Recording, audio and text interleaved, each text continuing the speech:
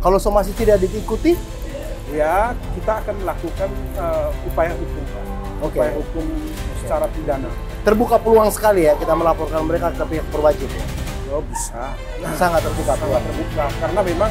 Apakah dengan permohonan maaf itu berarti kita melupakan tindakannya? Gimana menurut Bapak? Ya tidak cukup. Tapi kalau dengan damai tidak bisa, kita siap perang, Pak. Saya ingin menantang video yang sedang beredar, di mana mereka adalah kuasa hukum Agus Salim. Melalui pengacara ini, Rizaldi namanya, mereka mengatakan bahwa akan mempolisikan 10.000 atau masyarakat Nusa Tenggara Timur, khususnya Leo Tobi yang menerima donasi dari mereka sebanyak 1,3 miliar. Kata mereka bahwa barang siapa yang menerima donasi itu, maka mereka akan pidanakan. Saya sebagai orang Nusa Tenggara Timur tidak menerima dan tidak terima atas pernyataan dan rencana mereka itu. Karena itu saya akan menantang balik yang namanya kuasa hukum Agus Salim, termasuk Agus Salim itu sendiri. Jangan Anda lihat kami diam-diam, Anda dengan angkat kepala merasa paling hebat, tunjuk jago bahwa Anda mau pidanakan warga saya, masyarakat saya dari orang NTT, ya. Selama ini kami diam, tapi kali ini kami bangkit akan melawan kamu. Kamu merasa paling hebat ya? Yang pertama. Yang kedua adalah sudah tahu bahwa masyarakat Leo Tobi sementara menderita, tangga jatuh, tertimpa tangga lagi. Masa Anda mau sengsarakan, mau pidanakan mereka? Enak saja. Lu sehat nggak? Enak aja lu menantang keluarga saya dari Leo Tobi, Flores Timur.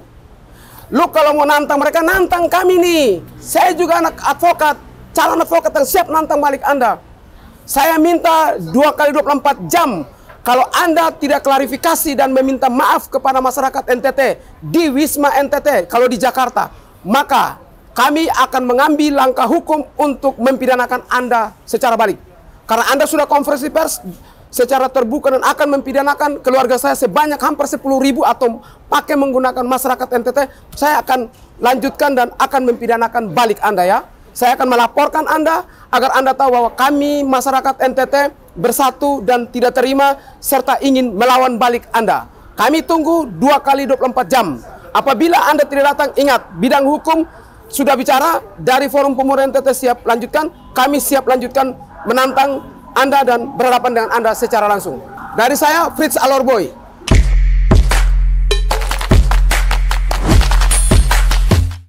Selamat sore, seputar Indonesia Timur. Kita hadir lagi dari Sarinda Tamrin. Telah hadir di hadapan saya Pak Willy Watu. Pak Willy ini adalah seorang lawyer aktif. Nama lengkapnya Wilfridus Watu, SHMH. Beliau ini adalah praktisi hukum. Di samping itu beliau mau membagi waktunya untuk mengurus divisi hukum dari Forum Pemuda NTT. Yang pada episode sebelumnya kami sudah melakukan wawancara kepada Pak Adi selaku ketua. Kemudian beliau menyampaikan terkait dengan masalah insiden penyerahan bantuan ke Flores, itu akan dilanjutkan oleh divisi hukum. Dalam hal ini Pak Willy Watu. Pak Willy, selamat sore Pak Willy. Selamat sore Pak Greg. Sehat Pak Willy? Alhamdulillah, puji Tuhan sehat. Pak Willy, kira-kira Pak Willy bisa menceritakan bagaimana Pak Willy memiliki ketertarikan untuk menjadi bagian dari Forum Pemuda NTT itu mengurusi masalah hukum. Kira-kira apa motivasi dari Pak Willy? Pertama itu kita diundang oleh ketum dan juga sekjen dari DPP Forum Pemuda NTT yang memang selalu aktif di bidang sosial dan juga kemanusiaan. Nah, akhirnya kita sebagai advokat, ketum meminta kita untuk mengundang semua teman-teman advokat Flobamora atau advokat asal NTT yang berdomisili di Jakarta untuk memberikan perhatian kepada keluarga besar Forum Pemuda NTT, khususnya kepada adik-adik kita yang datang ke Jakarta. Kemudian ketika ada persoalan hukum, nah kemudian ketum menugaskan kita untuk supaya menyelesaikan persoalan-persoalan hukum tersebut. Oke, baik. Mungkin bisa diceritakan salah satu langkah konkret yang dilakukan oleh divisi hukum. Saya dengar di sini sering melakukan advokasi terkait dengan human trafficking ya. Ya. Nah, kira-kira bisa diceritakan ada kasus di mana sehingga Bapak tuh hadir bisa memberikan advokasi ke masyarakat NTT. Jadi waktu itu dari 2017 ya ketumnya, banyak adik-adik kita dari Nusa Tenggara Timur yang ketika datang ke Jakarta, setelah kita cek ternyata mulai dari perekrutan, kemudian penyaluran sampai di penempatan kerja itu tidak sesuai dengan janji-janji di awal, dan akhirnya mereka di Jakarta itu ternyata ada yang ditempatkan di tempat kerja yang ternyata bukan bidang mereka, kemudian ada gaji yang tidak dibayar. Nah, disitulah peran daripada divisi hukum itu, bagaimana kita mengadvokasi agar hak-hak daripada penerima kerja itu dibayar. Nah, kemudian banyak juga kasus-kasus yang kemudian masuk ke ranah kepolisian, di mana ada pekerja asal NTT yang kemudian dilaporkan, dituduh mencuri dan lain sebagainya. Nah, kita mengadvokasi itu secara gratis, dan sampai dengan saat ini kegiatan itu masih terus dilakukan. Baik Pak Willy, apa sih kira-kira yang mungkin membuat Pak Willy itu mau melakukan hal ini? Padahal ini kan tidak dibayar pekerjaan-pekerjaan seperti itu. Kira-kira apa yang melatar belakangi Pak Willy sehingga memiliki niat baik seperti itu? Ya, itu karena panggilan hati Pak sebagai putra daerah yang datang ke ibu kota. Kemudian kita berbaur ya dengan sesama masyarakat NTT diaspora. Kemudian kita saling mengunjungi ya, seperti yel-yel daripada Forum Pemuda NTT, baku lihat, baku jaga, dan baku sayang. Nah, ketika ada problem di lapangan ya, kita saling mensupport lah. Saling mendukung, saling memperhatikan begitu. Pak Willy, kita tahu bahwa akhir-akhir ini rame ya beredar isu terkait dengan pernyataan dari salah satu law firm. Oh, silakan. Dari salah satu law firm yang menyatakan bahwa mereka memiliki rencana untuk melakukan tuntutan hukum terhadap 10.000 warga NTT penerima korban dari Gunung Lewotobi. Mereka akan melakukan tuntutan. Alasannya apa? Bahwa uang yang diberikan ke mereka itu adalah uang hasil kejahatan, uang hasil pencucian uang. Saya mau dengar pendapat Pak Willy. Kira-kira apa nih konstruksi hukum yang disampaikan oleh mereka itu tepat atau tidak? Kita memang sudah melihat video yang tersebar itu, bahwa memang ada ancaman dari tim hukumnya FA itu kepada masyarakat NTT yang menerima bantuan tersebut. Bagi kami, setelah kami diskusi, kami menilai bahwa pernyataan tersebut sangat menyesatkan dan terlalu prematur, di mana tim daripada FA itu mengancam akan mempidanakan, ya kan? Artinya secara psikologis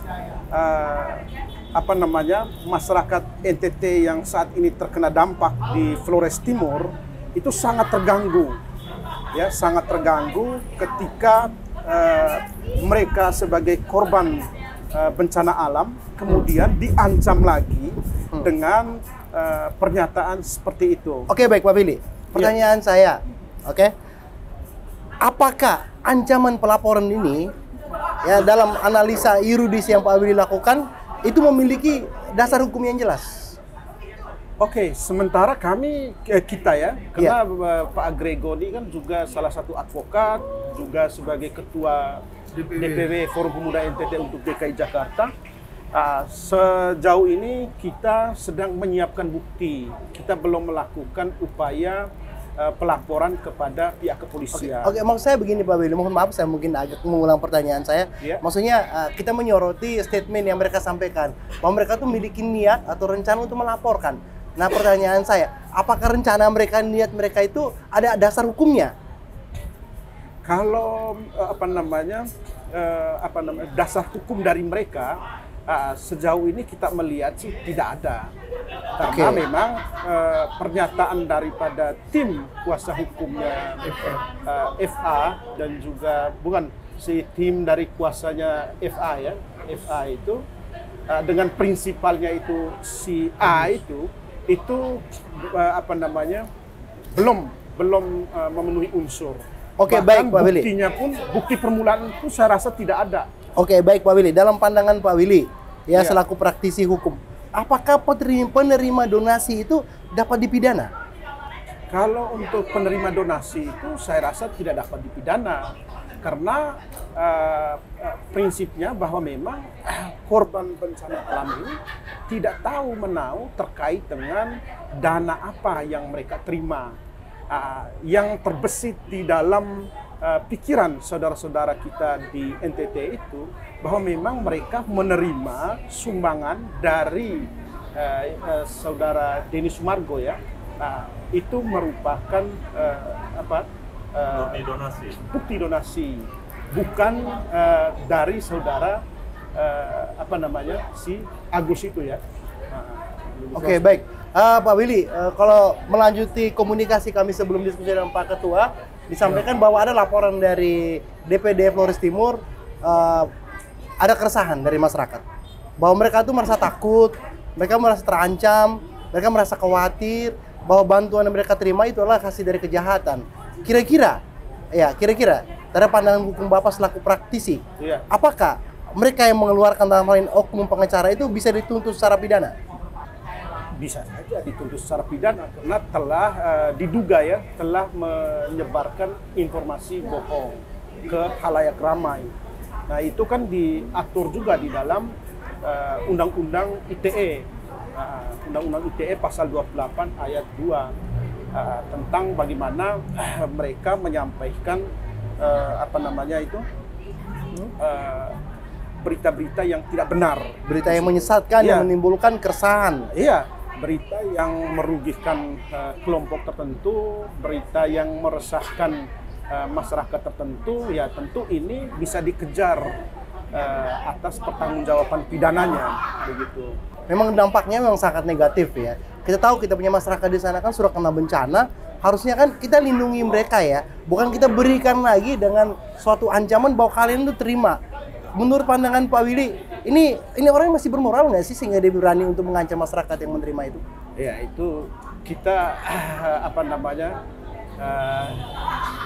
berharap sejalah kepada si FA dan tim ini untuk segera mengklarifikasi pernyataannya mereka itu kepada basudara kita yang ada di Flores Timur, karena kita sungguh menyesalkan statement seperti itu. Di mana belum ada bukti permulaan, belum ada alat bukti ya untuk menyatakan seseorang itu diduga keras melakukan tindak pidana, tetapi sudah menyampaikan melalui media bahwa mereka ini adalah penerima dana bantuan ilegal. Ya, mereka seperti pelaku tindak pidana yang menerima dana-dana ilegal itu. Wah, itu Bantuan ilegal. Ya, bantuan ilegal.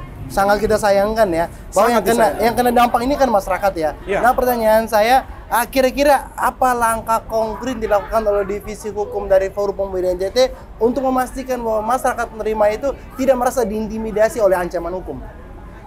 Ya, sementara tadi Ketum sudah berkomunikasi dengan tim DPW Forum Pemuda NTT di lokasi terdampak itu, dan untuk meyakinkan para penerima donasi itu supaya tetap tenang, tidak tidak kepikiran ya, tidak terprovokasi atas ancaman-ancaman yang disampaikan oleh saudara FA dan rekan-rekannya. Mereka tetap melakukan aktivitas seperti biasa.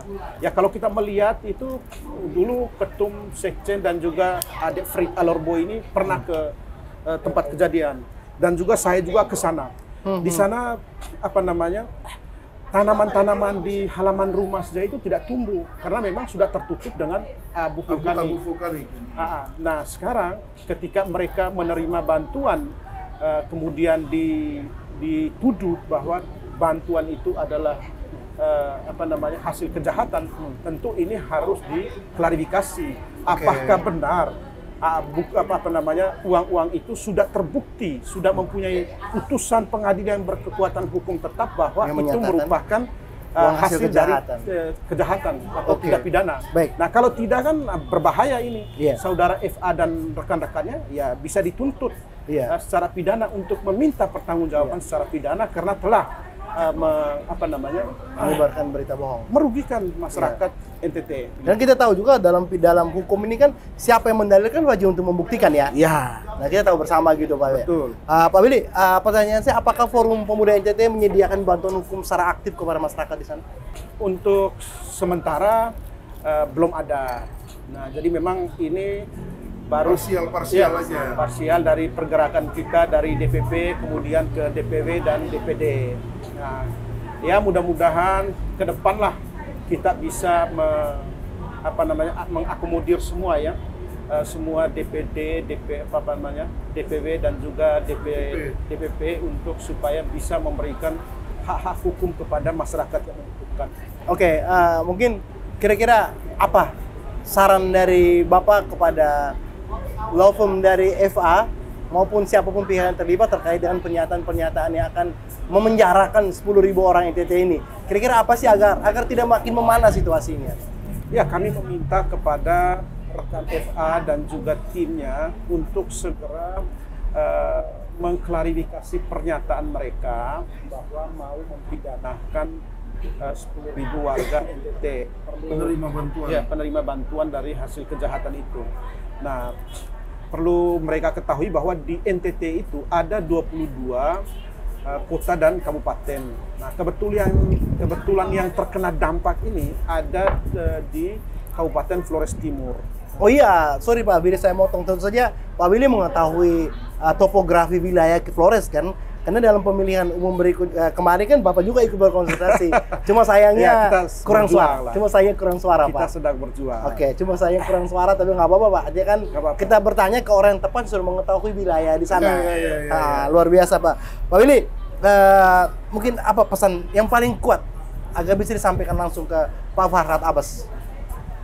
Ya, pesannya kepada saudaraku FA dan rekan-rekan ya bisa mempertanggungjawabkan ucapan-ucapannya dia, sehingga tidak terjadi upaya dari tim FPNTT yang akan melakukan pergerakan secara personal begitu. Dan tadi juga ada himbauan dari ketum bahwa semua teman-teman dari FPNTT untuk menahan diri, tidak boleh mengambil tindakan di luar daripada hukum. Kita serahkan kepada teman-teman yang saat ini sedang mendalami, mengumpulkan alat-alat bukti. Nah, sehingga kalau misalnya memungkinkan akan dilakukan upaya hukum. Oke. Pak, mungkin langkah konkretnya ya. Apakah terbuka kemungkinan kita akan mengirimkan somasi ke law firm tersebut? Ya, sedang kita dalami.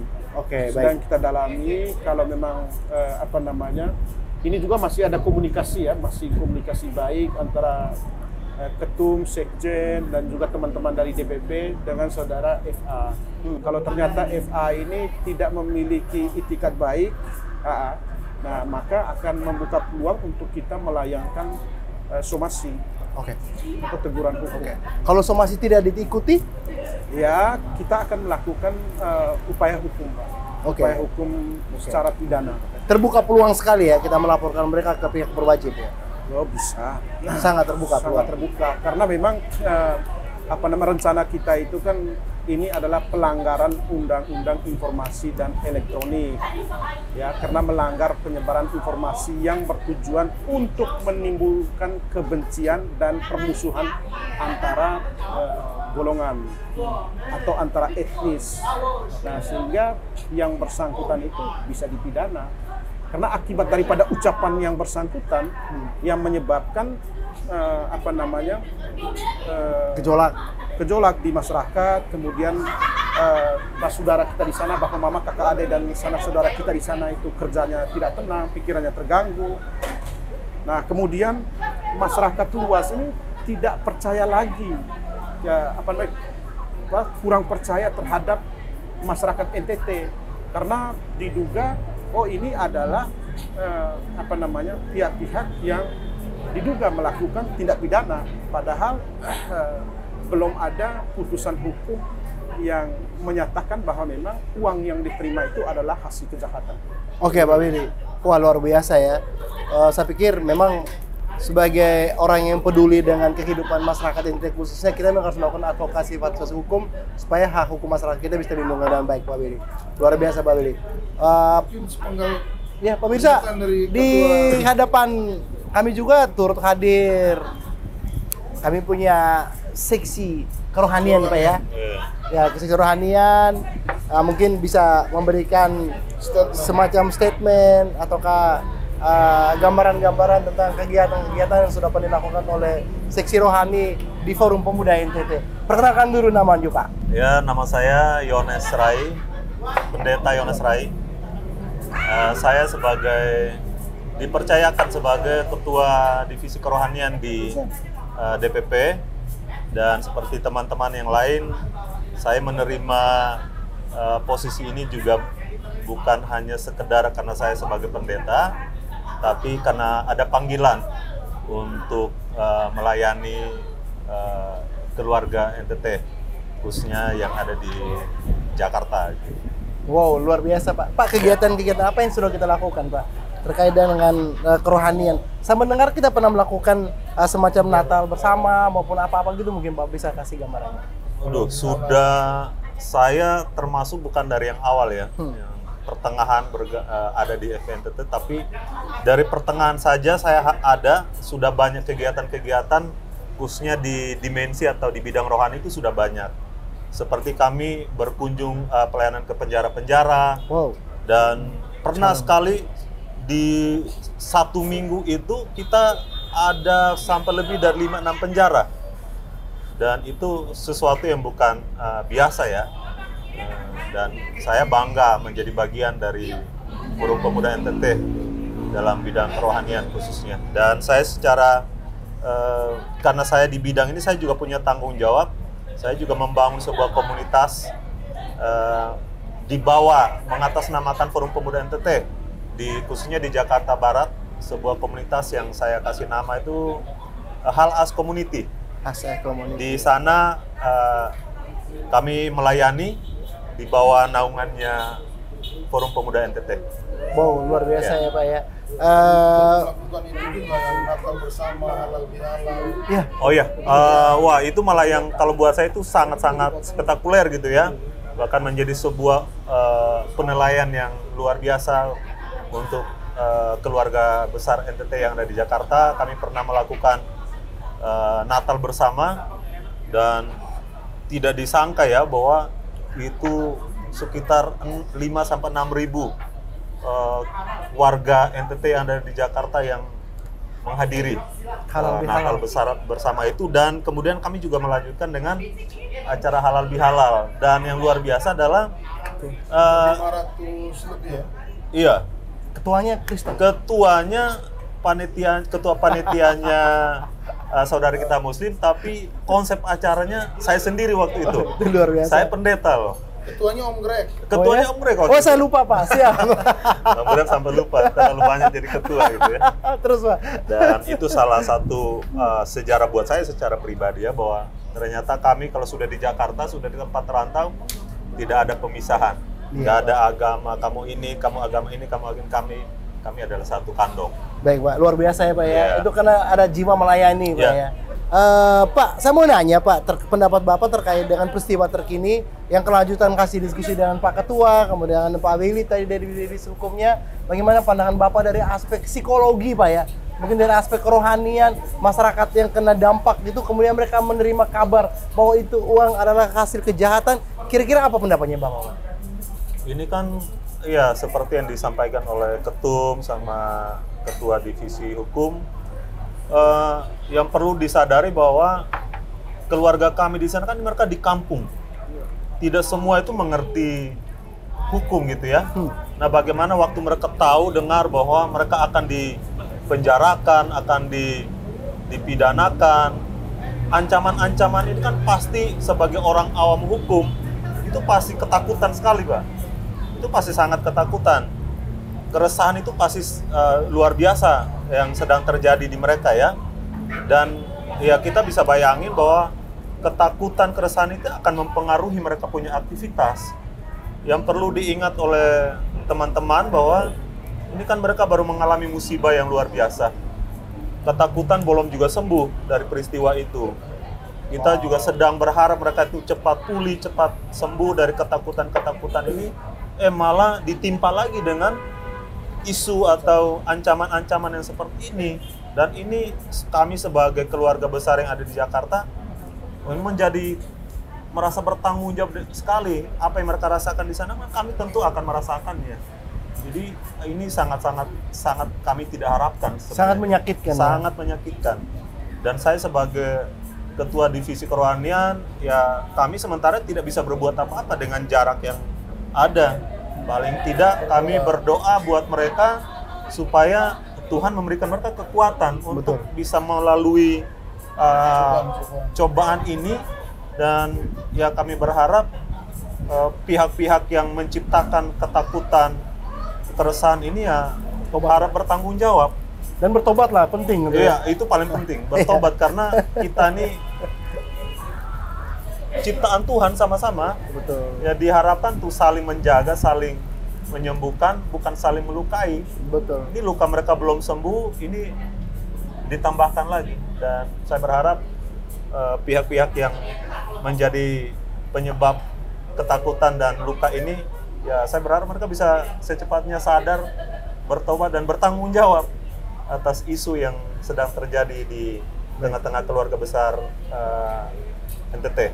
Iya, Pak. Ya, mungkin itu yang saya bisa Baik, terima kasih sampaikan. Pak. Terima kasih. Memang kalau kita lihat secara mendalam, cermati secara baik, memang ini kayaknya kurangnya rasa sense of belonging. Betul. Tidak ada sisi aspek Empati. kemanusiaannya itu kurang gitu. Iya.